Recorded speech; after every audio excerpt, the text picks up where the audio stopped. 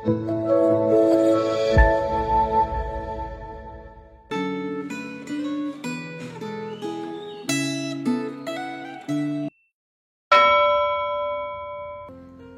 saudara yang terkasih dalam Tuhan.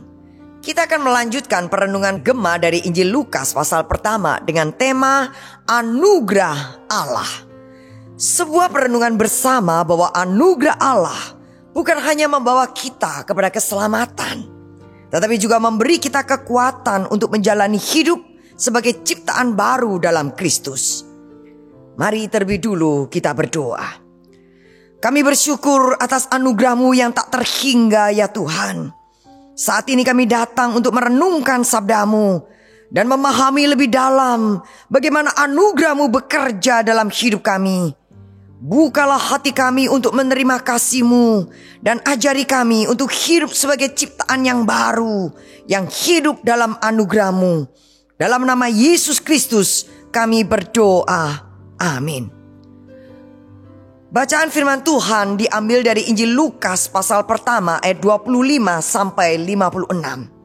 Namun saya hanya akan membacakan ayat 26 sampai 28, dilanjutkan dengan ayat 37 sampai 38.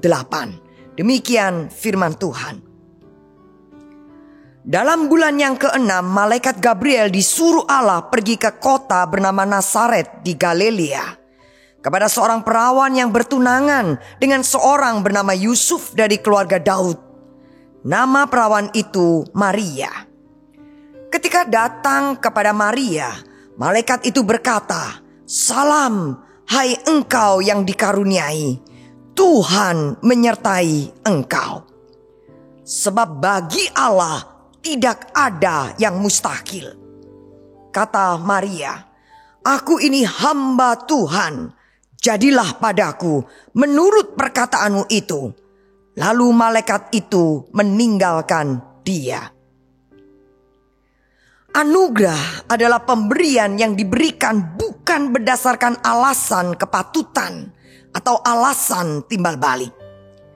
Dalam bacaan Alkitab hari ini, Maria mendapatkan anugerah Allah bahwa dia akan mengandung dan melahirkan Yesus Kristus, Sang Mesias yang datang ke dunia untuk mati menebus dosa umat manusia.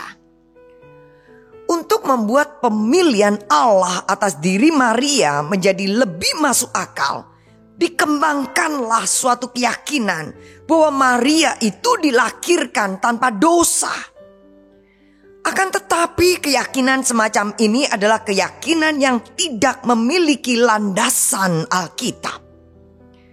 Maria adalah manusia yang biasa, sama seperti kita, yang lahir dalam keadaan berdosa. Oleh karena itu, pemilihan Maria sebagai ibu Tuhan Yesus semata-mata merupakan anugerah Allah yang tidak didasarkan pada kelayakan atau jasa yang telah dikerjakan oleh Maria. Rasa syukur Maria atas anugerah Allah yang ia terima itu tercermin dalam pujian yang ia naikkan.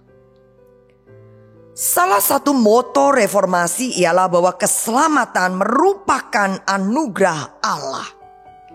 Anugerah Allah membuat kita bisa menerima keselamatan melalui iman kepada Yesus Kristus yang telah mati untuk menebus dosa kita. Akan tetapi adanya anugerah Allah tidak membuat kita bebas dari masalah. Bagi Maria, menerima anugerah Allah berarti bahwa dia harus menerima kunjingan karena hamil sebelum menikah secara resmi. Saudaraku, bagi orang Kristen pada masa kini, hidup berdasarkan anugerah Allah berarti bahwa kita berani menerima segala konsekuensi yang mungkin timbul karena kita beriman kepada Yesus Kristus sebagai juru selamat yang telah menebus dosa kita.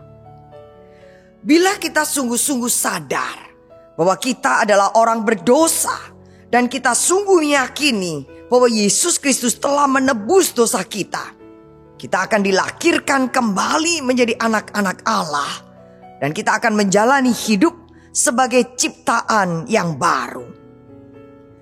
Kehidupan sebagai ciptaan yang baru itu membuat kehadiran kita bisa menjadi berkat bagi orang lain. Tetapi kehidupan sebagai ciptaan yang baru itu juga bisa membuat orang-orang yang menolak Kristus membenci kita. Saudaraku, anugerah Allah bukan hanya kita perlukan supaya kita bisa memperoleh keselamatan di dalam Kristus, tetapi juga kita perlukan sebagai sumber kekuatan saat kita menjalani kehidupan yang baru sebagai orang-orang yang telah mendapat penebusan dosa melalui pengorbanan Kristus di kayu salib. Apakah Anda sudah membuka hati untuk menerima anugerah Allah yang tersedia di dalam Kristus?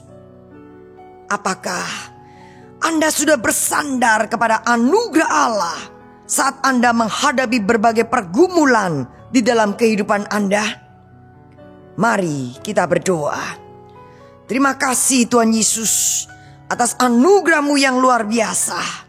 Kami bersyukur karena Engkau telah memberi keselamatan kepada kami melalui pengorbanan-Mu di kayu salib. Ajar kami untuk hidup dalam anugerah-Mu, bersandar kepadamu dalam setiap pergumulan hidup dan menjadi berkat bagi orang lain. Dalam nama Yesus Kristus kami berdoa. Amin.